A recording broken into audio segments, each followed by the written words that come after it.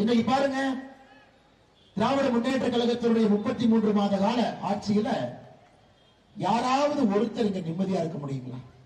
ஐயா, current bill ஏத்துறதெல்லாம் பார்த்திருக்கோம். ஆனா விதவிதமா கரண்ட் பில் ஏத்தி உங்ககிட்ட தான் பார்த்திருக்கோம். நிலை கட்டணம் உயர்வு, அதுக்கப்புறம் தான் நிலை கட்டணம் என்னன்னே தெரிஞ்சுக்கிட்டோம்.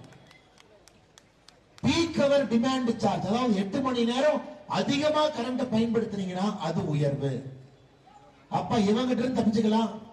நாம சோலார் போட்டுக்கலாம், சோலார் போட்டீங்கன்னா அதுக்கு ₹1.10 உயர்வு. விதவிதமாக இந்த வடிவேல் என்ன சொல்லுவார், சுத்தி சுத்தி அடிக்கிறானுங்கப்பா அப்படின்னு. எங்கேயுமே தப்பிக்க முடியாத அளவுக்கு சுத்தி சுத்தி கரண்ட் பில்லை ஏற்றி வச்சிருக்கான். சரி, கரண்ட் பில்லை தான் ஏற்றிருக்கிறான், வேற எதையாச்சும் ஏற்றிருக்கானா குறைச்சிருக்கான்னு பாத்தீங்கன்னா தயிர் விலை, வெண்ணெய் விலை, சொத்து வரி, தண்ணி, எங்கே பார்த்தாங்க.